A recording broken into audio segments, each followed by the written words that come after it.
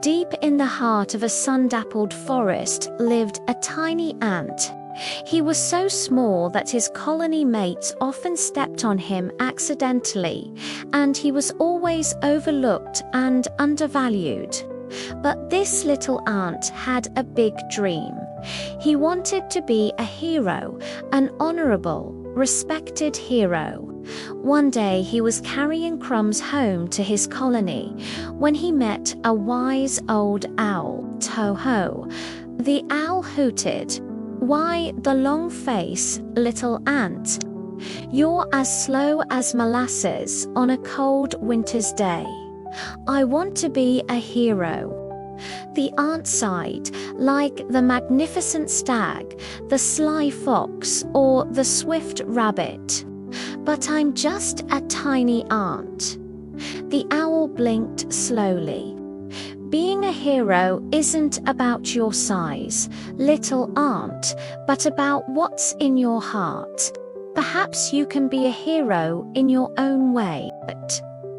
Encouraged by the owl's words, the ant set out to find the biggest, strongest animal in the forest so he could learn from him. He found the rabbit first, and the rabbit was kind enough to teach him how to run swiftly through the undergrowth. But after a few lessons, the ant realized that although he could run pretty fast himself, he would never be as fast as the rabbit. So he thanked the rabbit and went in search of the mighty stag. The stag was majestic, with wide, strong antlers that could easily gore a hungry wolf. The ant asked the stag if he could learn to be as brave as him.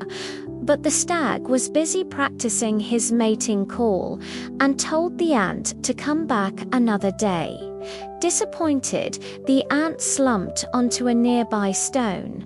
Suddenly, a sharp pain shot through his leg.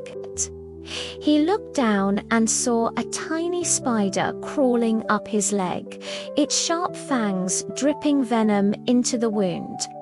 Before the ant could do anything, the spider had crawled up his torso, spun a silk thread and hung upside down on it like a furry Christmas tree ornament. Now, usually, an ordinary ant would have been helpless in such a situation, but our little hero had learned a thing or two from his forest friends. First, he remembered the rabbit's advice to run as fast as you can. And so the ant began to run, dodging the spider's dangling legs, which were trying to trip him up. Then he remembered the stag's call. At first, it hadn't made any sense, but now the ant understood. The stag wasn't just making a mating call, he was calling for help. That was true bravery, calling for backup when you're in trouble.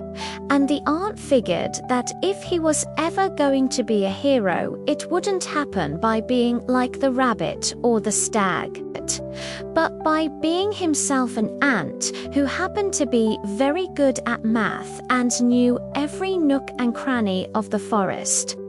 So the ant began to shout as loud as he could, hoping that his colony mates would hear him and come to help. He ran as fast as he could, dodging the spider silk, and he called for his colony mates until finally he saw a familiar sight: the red and black striped bodies of his sisters and brothers racing toward him, their mandibles wide open and ready to attack.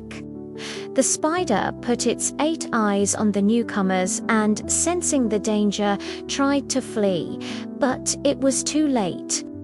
The ants swarmed over the spider, biting and stinging it until it lay still on the forest floor.